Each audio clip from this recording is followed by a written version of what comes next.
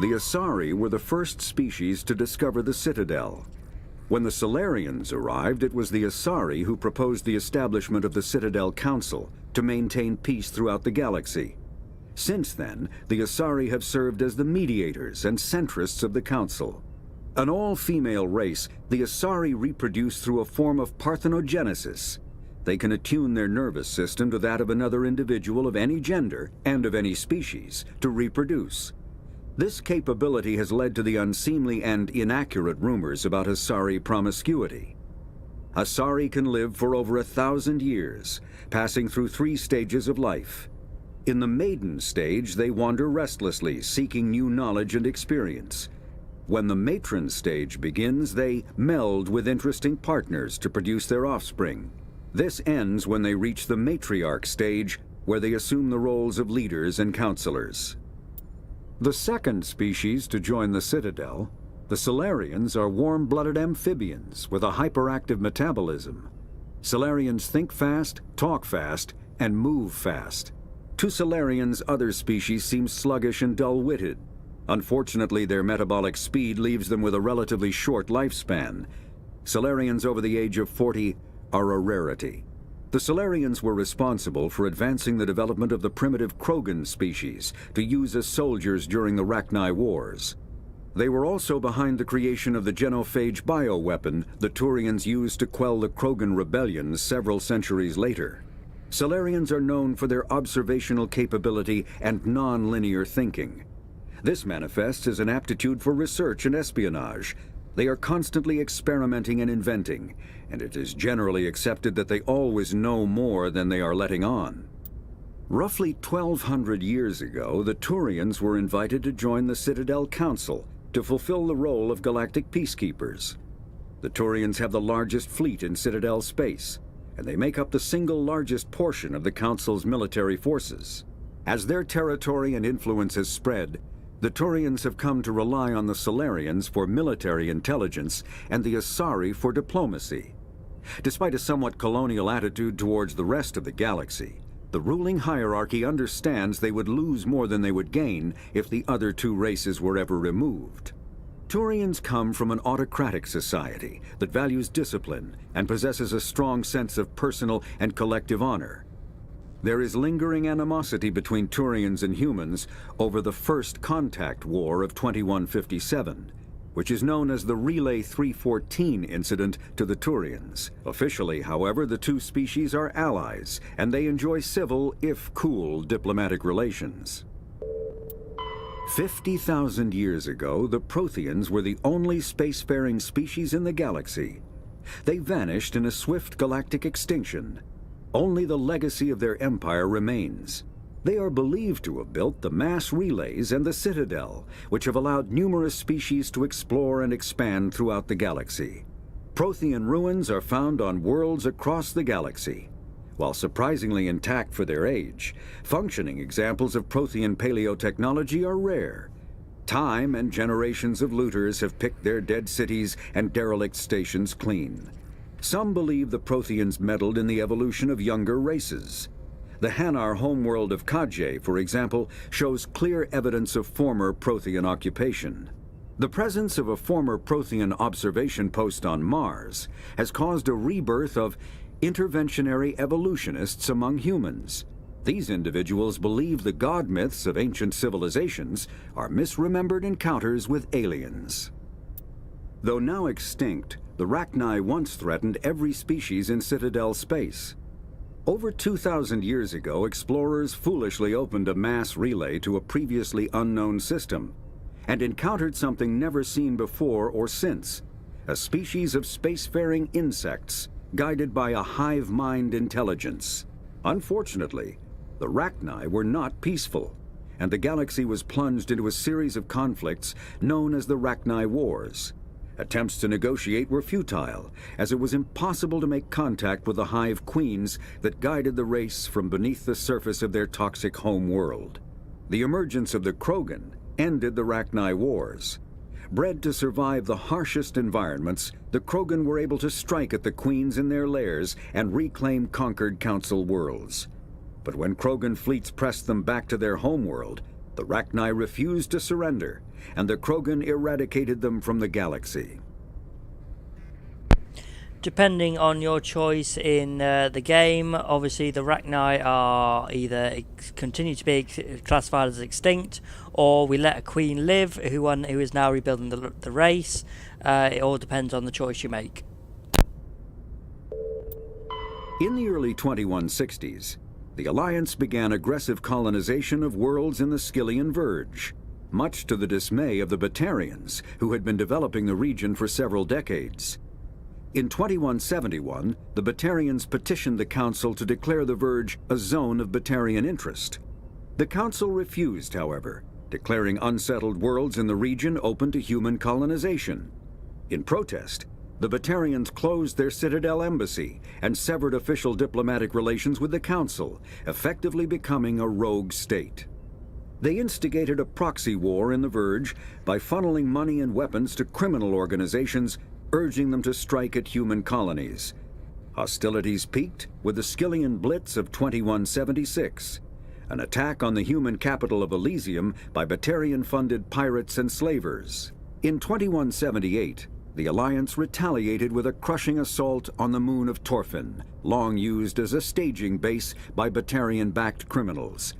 In the aftermath, the Batarians retreated into their own systems and are now rarely seen in Citadel space. The Elcor are a Citadel species native to the high-gravity world Decuna.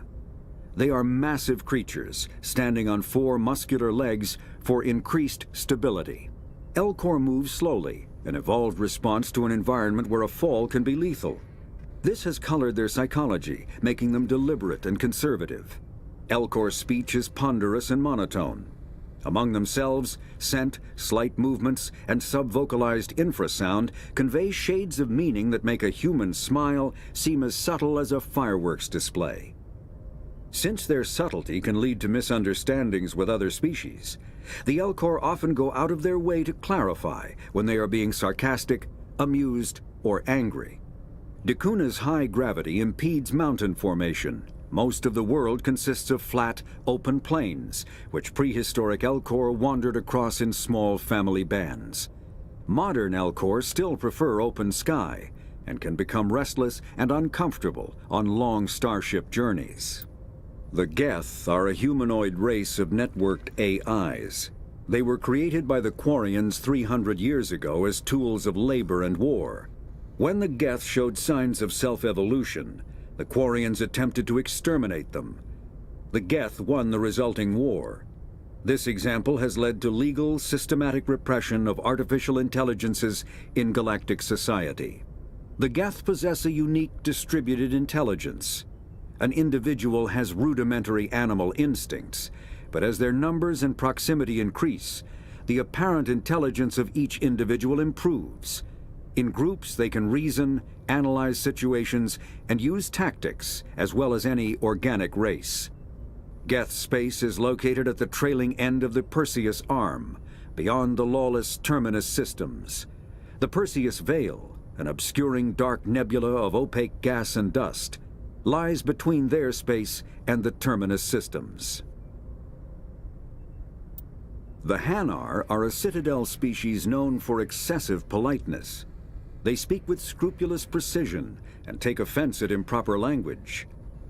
Hanar that expect to deal with other species take special courses to help them unlearn their tendency to take offense at improper speech. All Hanar have 2 names. The face name is known to the world. The soul name is kept for use among close friends and relations. Hanar never refer to themselves in the first person in conversation with someone they know on a face name basis. To do so is considered egotistical, so instead they refer to themselves as this one, or the impersonal it. Their homeworld, Kajay, has 90% ocean cover and orbits an energetic white star, resulting in a permanent blanket of cloud. Due to the presence of Prothean ruins on the world, many Hanar worship them, and Hanar myths often speak of an elder race that civilized them by teaching them language. When the Asari discovered the Citadel, they also discovered the Keepers. a docile, multi-limbed insect race that seemingly exists only to maintain and repair the great Prothean station. Early attempts to communicate with or study the Keepers were failures, and it is now illegal to interfere with or impede Keeper activity. Because they are completely non-threatening, Keepers have become virtually invisible to everyone else. Similarly, they seem indifferent to other species, except for their tendency to help new arrivals integrate themselves into the Citadel. No matter how many Keepers die due to old age, violence, or accident, they maintain a constant number. No one has discovered the source of new Keepers, but some hypothesize they are genetic constructs, biological androids created somewhere deep in the inaccessible core of the Citadel itself. The Krogan evolved in a hostile and vicious environment. Until the invention of gunpowder weapons, eaten by predators was still the #1 cause of Krogan fatalities.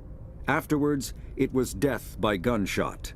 When the Solarians discovered them, the Krogan were a brutal, primitive species, struggling to survive a self-inflicted nuclear winter. The Solarians culturally uplifted them, teaching them to use and build modern technology, so they could serve as soldiers in the Rachni War. Liberated from the harsh conditions of their homeworld, the quick-breeding Krogan experienced an unprecedented population explosion.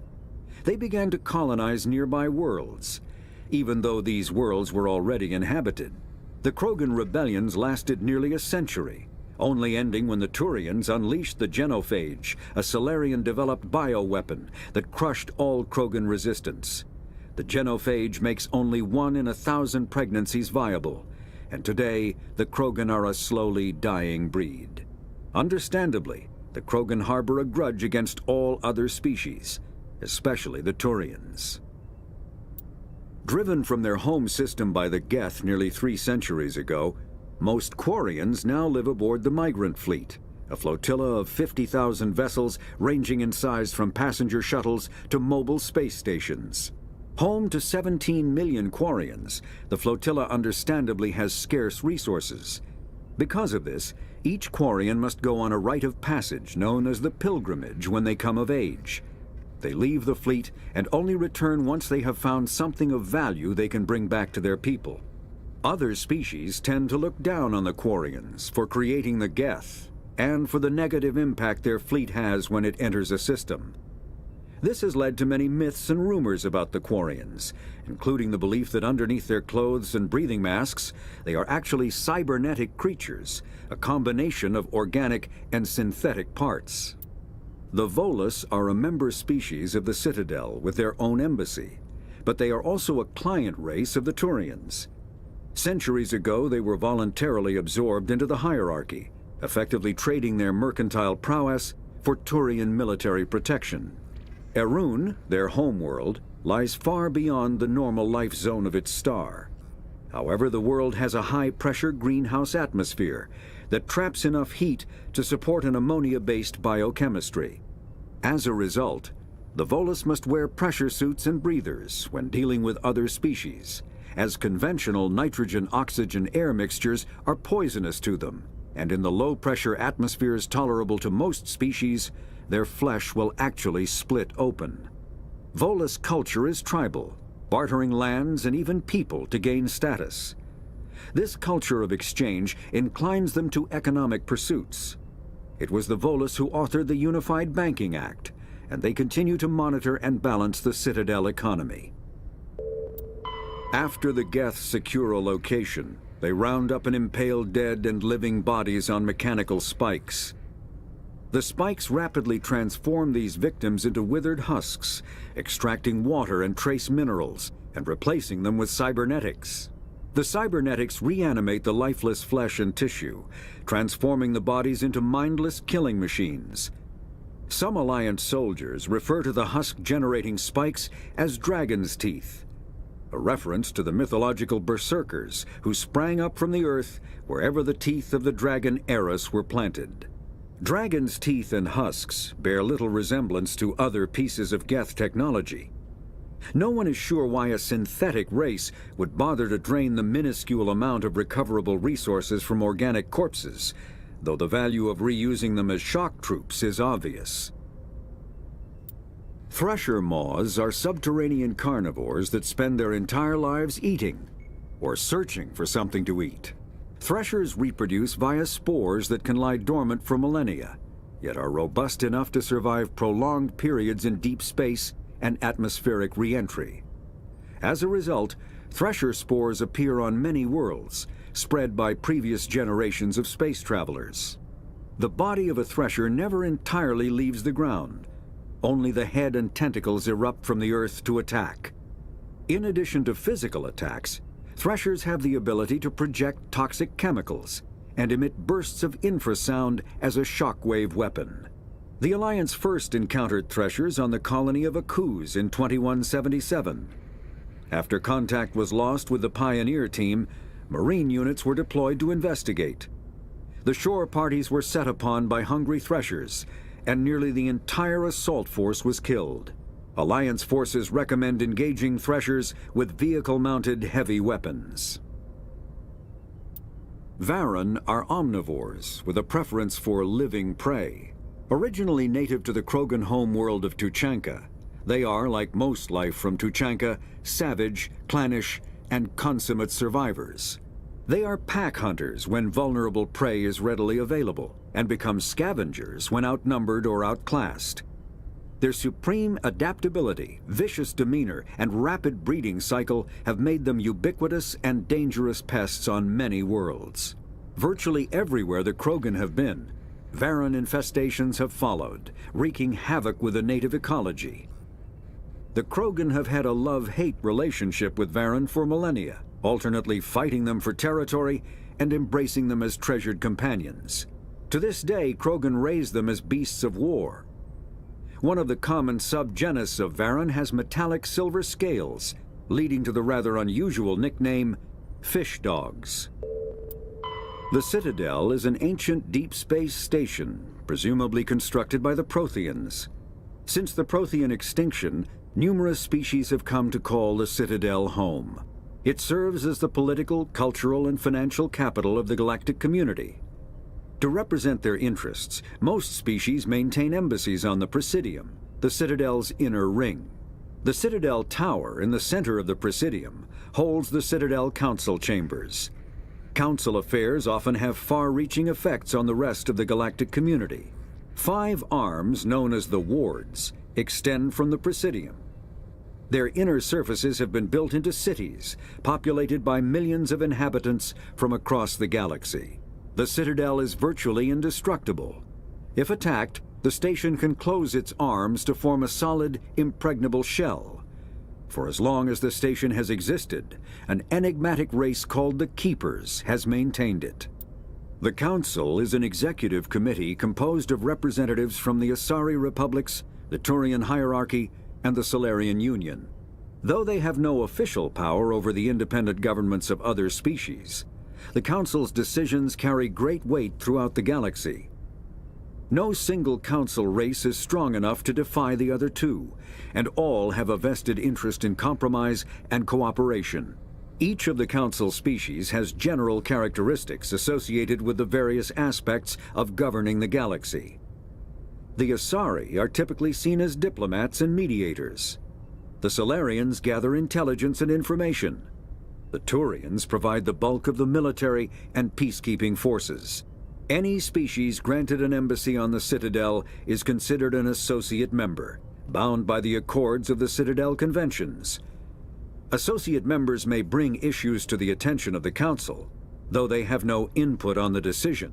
The Human Systems Alliance became an associate member of the Citadel in 2165. Citadel space is an unofficial term referring to any region of space controlled by a species that acknowledges the authority of the Citadel Council. At first glance, it appears this territory encompasses most of the galaxy. In reality, however, less than 1% of the stars have been explored. Even Mass Effect FTL drive is slow relative to the volume of the galaxy.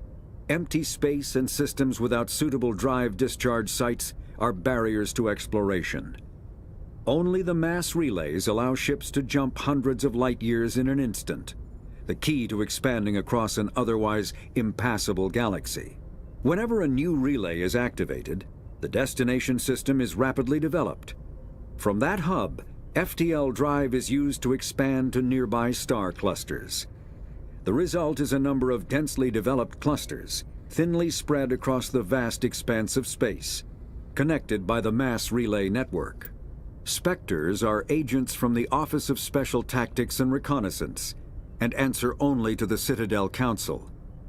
They are elite military operatives, granted the authority to deal with threats to peace and stability in whatever way they deem necessary. They operate independently or in groups of 2 or 3. Some are empathetic peacekeepers, resolving disputes through diplomacy. Others are cold-blooded assassins, ruthlessly dispatching problem individuals.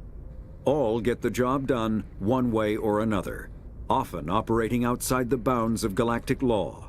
The Spectres were founded after the Salarians joined the Council. For many years they operated in secrecy as backroom problem solvers. Only after the Krogan rebellions did their activities become publicized. Assignment of a Spectre is less contentious than a military deployment, but makes it clear that the Council is concerned about a situation.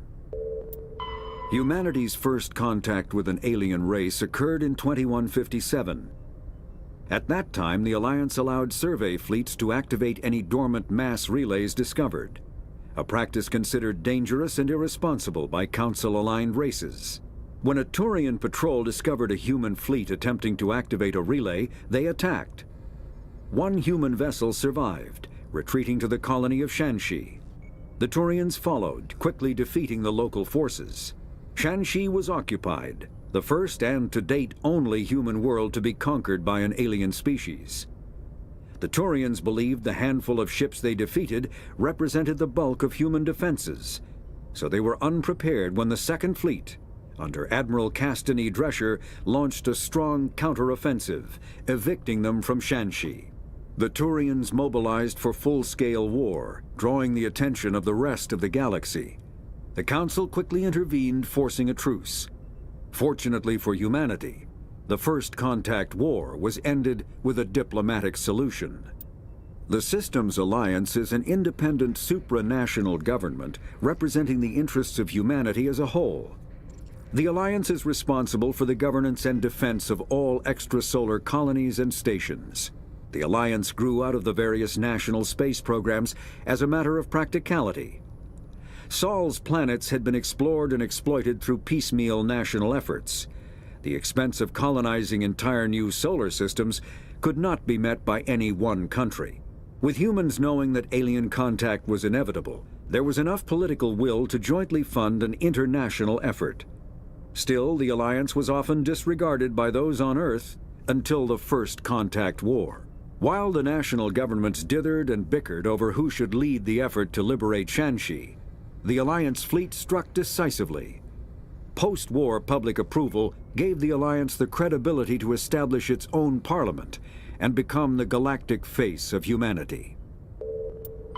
Pharos is a habitable world in the Attican Beta Cluster. 2/3 of the habitable surface is covered with the ruins of a crumbling Prothean megatropolis. In the millennia since the Prothean extinction, the ruins have been repeatedly picked over by looters many times. Pharos was considered a poor prospect for colonization, as little open ground remains for agriculture. The only sizable freshwater sources are the poles, which are tapped by the decaying Prothean aqueduct systems. The dead cities, while in good condition considering their antiquity, are of uncertain stability. Ground level is congested by a dozen meters of fallen debris, and the air is fouled by dust. In 2178, the Human Exogeny Corporation announced its intention to place a permanent colony on Pharos to thoroughly explore the ruins. The pioneer settlement was placed on the upper levels of several intact skyscrapers, using the surviving Prothean aqueducts and rooftop hydroponic gardens to support the population. Noveria is a cool, rocky world with most of its hydrosphere locked up in massive glaciers.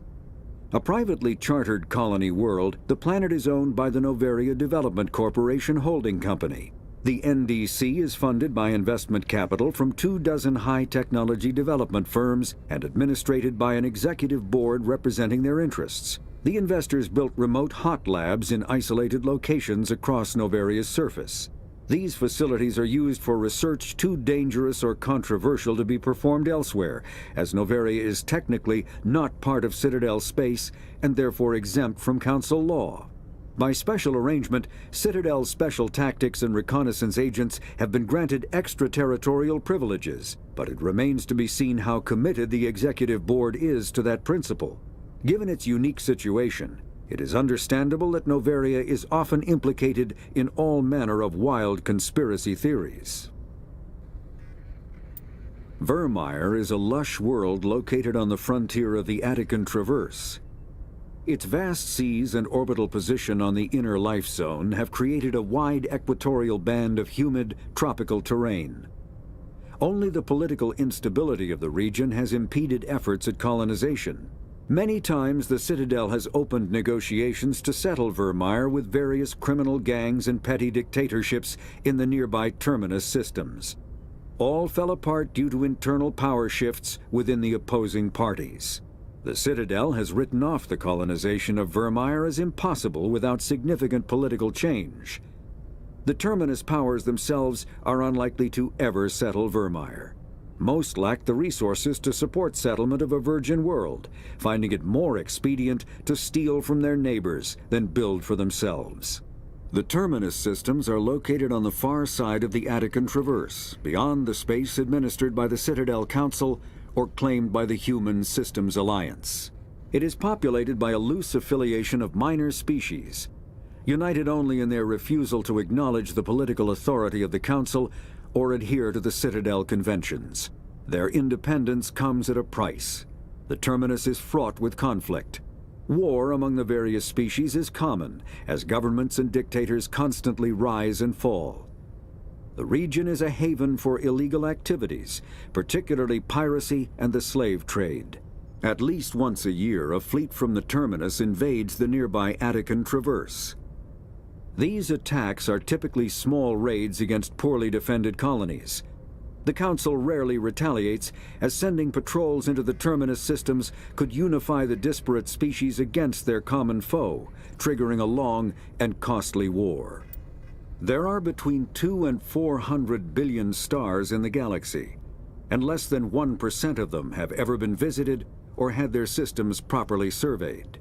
Humanity's early expansion into the Attican Traverse was haphazard, a desperate race to claim habitable planets where populations can be economically settled. Ignored in the wake of this land grab were thousands of less hospitable worlds, each potentially rich with industrial resources. The wealth of entire solar systems lies untapped, waiting for corporate survey teams or independent pioneers to discover and exploit them. However, this is not an easy task. In addition to the environmental hazards, the fact that uncharted worlds are largely ignored makes them popular bases for criminals, revolutionaries, cults, and others who wish to remain unnoticed by galactic society. Faster-than-light drives use element zero cores to reduce the mass of the ship, allowing higher rates of acceleration. This effectively raises the speed of light within the mass effect field, allowing high-speed travel with negligible relativistic time dilation effects. Starships still require conventional thrusters, chemical rockets, commercial fusion torch, economy ion engine, or military anti-proton drive, in addition to the FTL drive core. With only a core, a ship has no motive power. The amount of ESO and power required for a drive increases exponentially to the mass being moved and the degree it is being lightened. Very massive ships, or very high speeds, are prohibitively expensive. If the field collapses while the ship is moving at faster than light speed, the effects are catastrophic. The ship is snapped back to sublight velocity, the enormous excess energy shed in the form of lethal Cherenkov radiation. Larger warships are generally classified in one of four weights. Frigates are small, fast ships used for scouting and screening of larger vessels. Frigates often operate in wolf-pack flotillas. Cruisers are middleweight combatants, faster than dreadnoughts and more heavily armed than frigates. Cruisers are the standard patrol unit. and often lead frigate flotillas. Dreadnoughts are kilometer-long capital ships mounting heavy, long-range firepower. They are only deployed for the most vital missions. Carriers are dreadnought-sized vessels that also carry large numbers of fighters. Smaller vessels are almost exclusively used in a support role to the warships during combat. Fighters are one-man craft used to perform close-range attacks on enemy ships. Interceptors are one-man craft optimized for destroying opposing fighters. The Normandy is a prototype starship developed by the Human Systems Alliance with the assistance of the Citadel Council. It is optimized for scouting and reconnaissance missions in unstable regions using state-of-the-art stealth technology. For most ships, the heat generated through standard operations is easily detectable against the absolute zero background of space.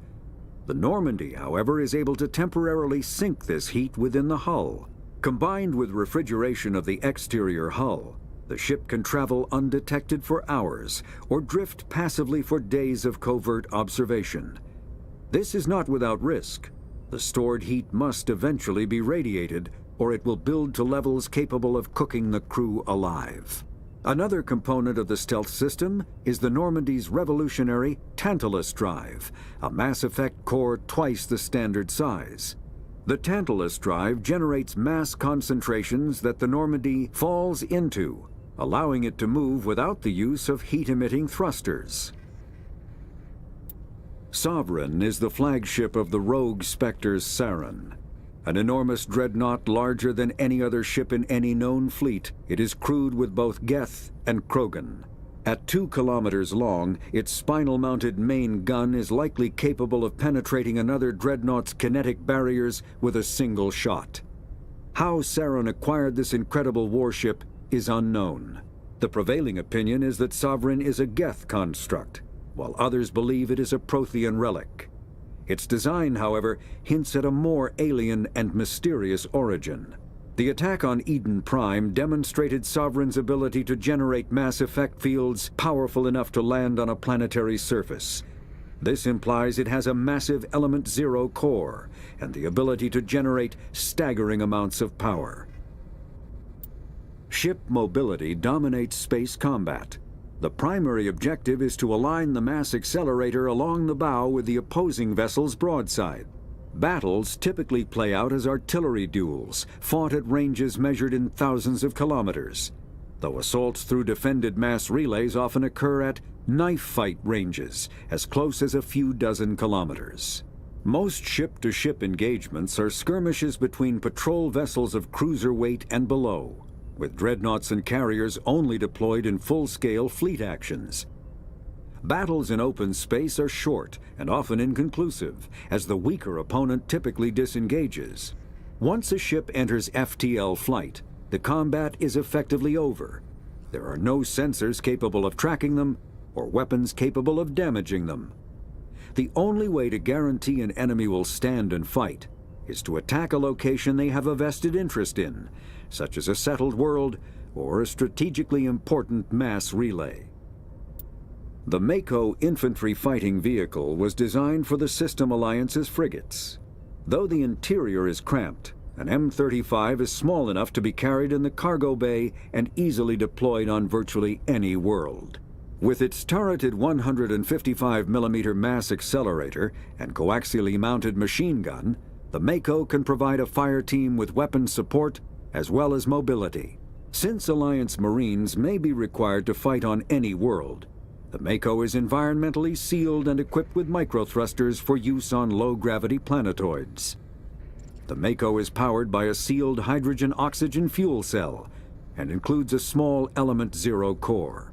While not large enough to nullify the vehicle's mass, the core can reduce it enough to be safely airdropped. When used in conjunction with thrusters, it also allows the Mako to extricate itself from difficult terrain. Biotics is the ability of rare individuals to manipulate dark energy and create mass effect fields through the use of electrical impulses from the brain. Intense training and surgically implanted amplifiers are necessary for a biotic to produce mass effect fields powerful enough for practical use. The relative strength of biotic abilities varies greatly among species and with each individual. There are 3 branches of biotics. Telekinesis uses mass-lowering fields to levitate or impel objects.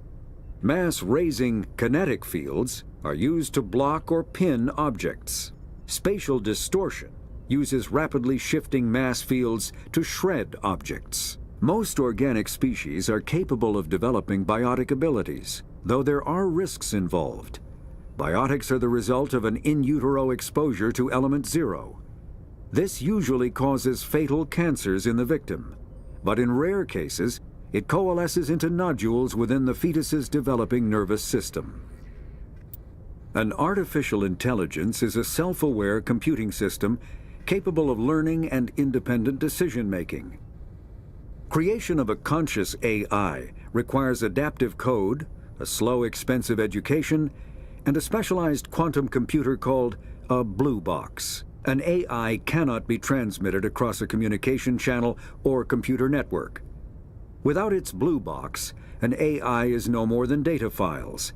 Loading these files into a new blue box will create a new personality, as variations in the quantum hardware and runtime results create unpredictable variations. The geth serve as a cautionary tale against the dangers of rogue AI, and in Citadel space they are technically illegal. Advocacy groups argue, however, that an AI is a living, conscious entity, deserving the same rights as organics. They argue that continued use of the term artificial is institutionalized racism on the part of organic life. The term synthetic is considered the politically correct alternative. A virtual intelligence is an advanced form of user interface software. VIs use a variety of methods to simulate natural conversation, including an audio interface and an avatar personality to interact with. Although a VI can provide a convincing emulation of sentience, they are not self-aware, nor can they learn or take independent action.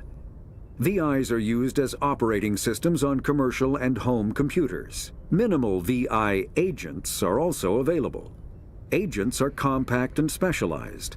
Some serve as personal secretaries, filtering calls and scheduling meetings based on user-defined priorities. Others are advanced search engines, propagating themselves across the extranet to collate user-requested data. Commercial VIs in a variety of stock personalities are available at any software retailer. Boutique firms and hobbyists also build unique VIs to personal specification. Although software emulation of living personalities is illegal, reconstructions of famous historical figures are common. When subjected to an electrical current, the rare material dubbed Element 0, or EZO, emits a dark energy field that raises or lowers the mass of all objects within it. This mass effect is used in countless ways, from generating artificial gravity to manufacturing high-strength construction materials. It is most prominently used to enable faster-than-light space travel. EZO is generated when solid matter, such as a planet, is affected by the energy of a star going supernova.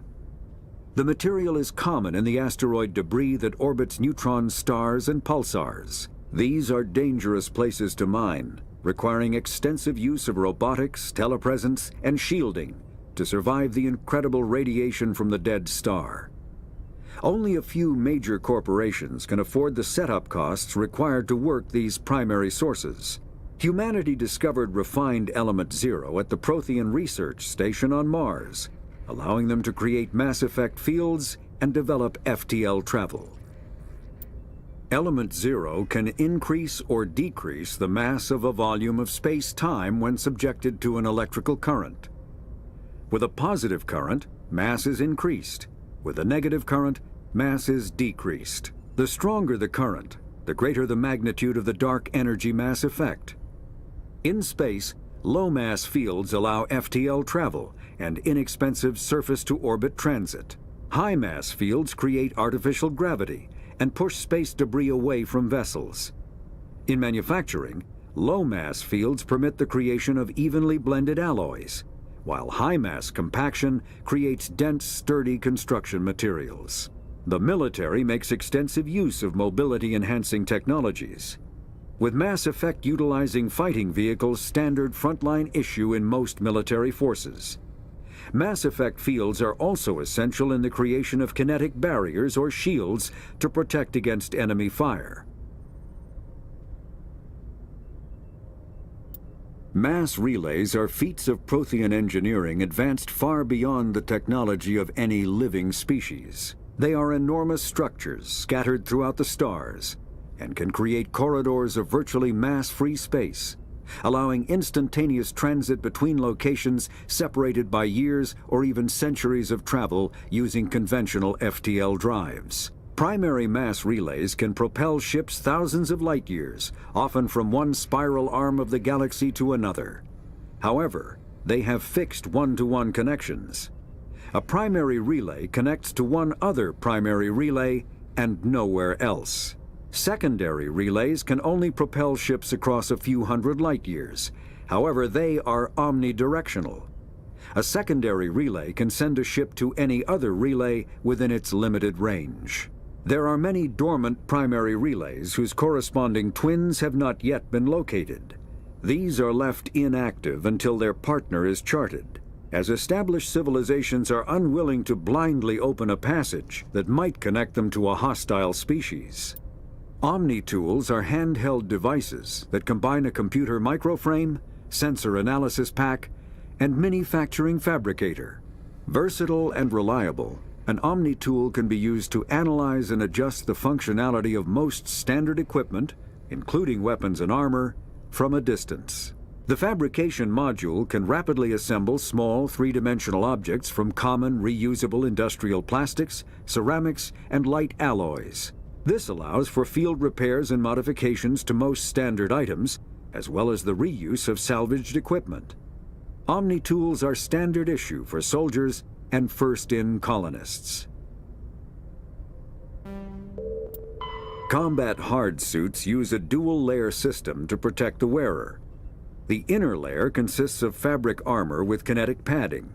Areas that don't need to be flexible, such as the chest or shins, are reinforced with sheets of lightweight, ablative ceramic. The outer layer consists of automatically generated kinetic barriers.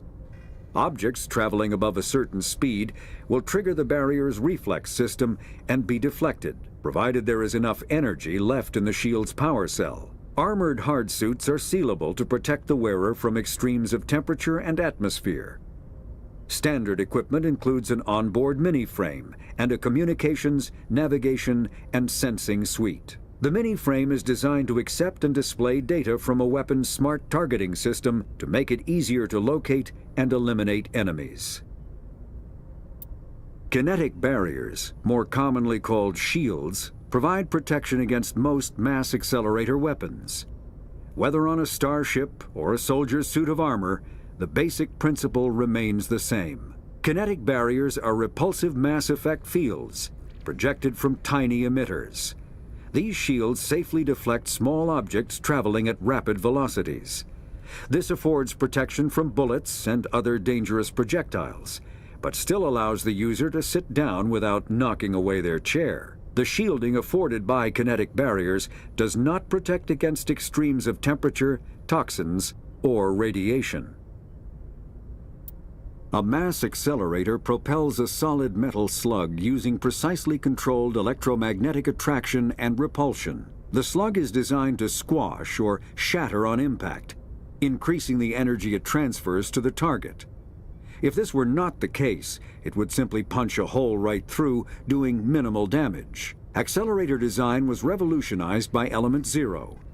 A slug lightened by a mass effect field can be accelerated to greater speeds, permitting projectile velocities that were previously unattainable. If accelerated to a high enough velocity, a simple paint chip can impact with the same destructive force as a nuclear weapon. However, mass accelerators produce recoil equal to their impact energy. This is mitigated somewhat by the mass effect fields that rounds are suspended within. But weapon recoil is still the prime limiting factor on slug velocity. Medigel is a common medicinal salve used by paramedics, EMTs, and military personnel. It combines several useful applications: a local anesthetic, disinfectant, and clotting agent all in one. Once applied, the gel is designed to grip tight to flesh until subjected to a frequency of ultrasound. It is sealable against liquids, most notably blood, as well as contaminants and gases. The gel is a genetically engineered bioplasm created by the CERTA Foundation, a medical technology megacorp based on Earth. Technically, Medigel violates Council laws against genetic engineering, but to date, it has proved far too useful to ban. All modern infantry weapons, from pistols to assault rifles, use micro-scaled mass accelerator technology. Projectiles consist of tiny metal slugs suspended within a mass-reducing field, accelerated by magnetic force to speeds that inflict kinetic damage. The ammo magazine is a simple block of metal. The gun's internal computer calculates the mass needed to reach the target based on distance, gravity, and atmospheric pressure, then shears off an appropriate-sized slug from the block. A single block can supply thousands of rounds, making ammo a non-issue during any engagement.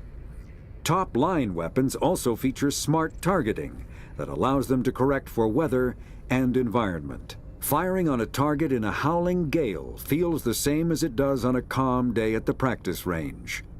Smart targeting does not mean a bullet will automatically find the mark every time the trigger is pulled.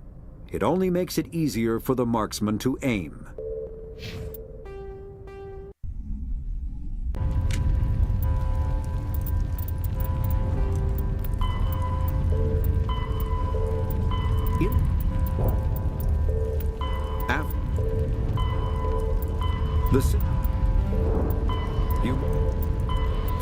Like the ancient human city of Troy, Ilos is a world known only through second-hand sources.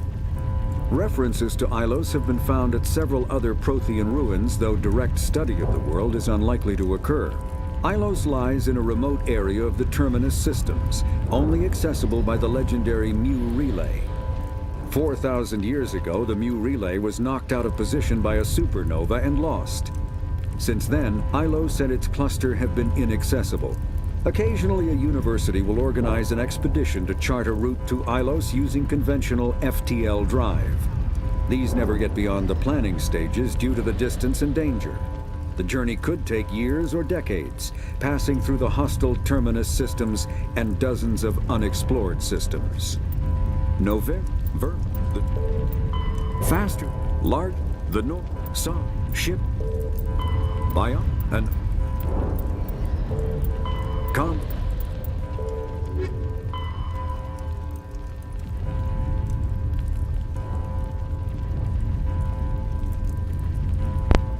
Okay, I hope you understand why I chose to start the Codex from the other one with not that buzzing bit, that beeping sound in the background. But okay, here we go. Born into a naval family, you spent your childhood on ships and stations.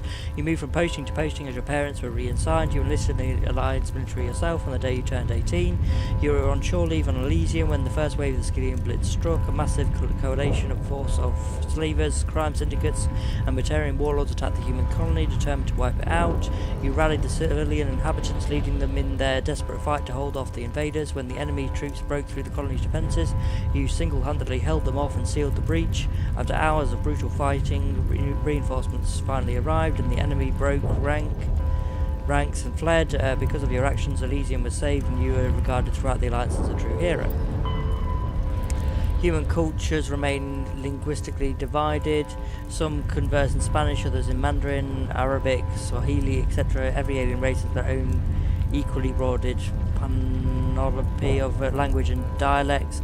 Most individuals know only their mother tongue and rely on machine translation. Modern portable computers allow anyone with a few hundred credits of equipment to enjoy seamless real-time translation of alien languages, courtesy of handheld PDAs, computers in clothing or jewellery or subdermal implants.